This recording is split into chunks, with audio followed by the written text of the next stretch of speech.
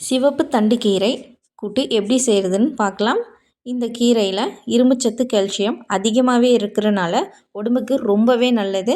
Anaemic patient, உடம்புல ரத்தம் கம்மியாக இருக்கிறவங்க பீட்ரூட் பொரியல் எப்படியோ அதே மாதிரி இந்த கீரையும் அதிகமாக எடுத்துக்கோங்க. பாருங்கள், நான் பாசிப்பருப்பு வாஷ் பண்ணி எடுத்துக்கிட்டேன்.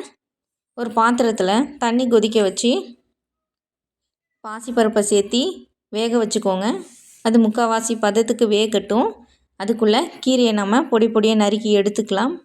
பாருங்கள், பருப்பு முக்கால் பதத்துக்கு வெந்துருச்சு.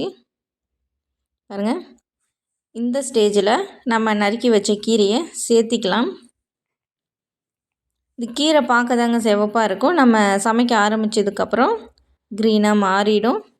இன்னொரு வகையும் இருக்குது, அது நம்ம சமைச்சா கூட ரெட்டிஷாகவே இருக்கும். அந்த கீரை கிடச்சா கண்டிப்பாக நான் வீடியோ போடுறேன், அது இன்னும் நல்லது. பாருங்கள், ஒரு தக்காளி நான் சேர்த்திக்கிறேன்.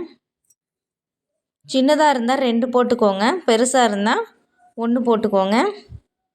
தக்காளி நல்லா பொடி பொடியாக நறுக்கி கீரை போட்ட உடனே நம்ம தக்காளியை சேர்த்திடணும். ஒரு கொதி வந்ததுக்கப்புறம் மஞ்சள் தூள், காரத்திற்கேற்ப மிளகாய் தூள்,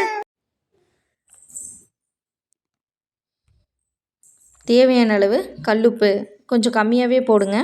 சாம்பார் பொடி, சீரகம் 4 போட்டுக்கலாம். நல்ல முக்கால்வாசி வெந்த பதத்துக்கு பூண்டு தட்டி லாஸ்ட்டாக சேர்த்திக்கலாம். கூட்டுக்கு எப்போவுமே பூண்டு நம்ம லாஸ்ட்டாக சேர்த்துனா தான் அது நமக்கு நல்லா வாசமாக இருக்கும். பாருங்கள், தேங்காய் துருவி போட்டு தாளிப்பு கொடுத்துக்கலாம். மல்லித்தழை தூவி தேங்காய் துருவி போட்டு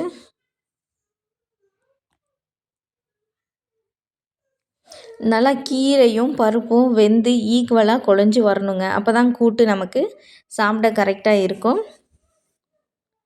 எண்ணெய் ஊற்றி கடுகு போட்டு கருவேப்பிலை பொரிஞ்சதும் சின்ன வெங்காயம் 5-6 சின்ன வெங்காயம் பொடி பொடியாக நறுக்கி சேர்த்தி தாளித்து ஊற்றிக்கலாம். அவ்வளோதாங்க, தண்டு கீரை கூட்டு நமக்கு ரெடி. வயசானவங்க குழந்தைங்களுக்கெல்லாம் நெய் போட்டு கொடுத்து பாருங்கள், டேஸ்டியாக இருக்கும். ட்ரை பண்ணி பாருங்கள். தேங்க்யூ.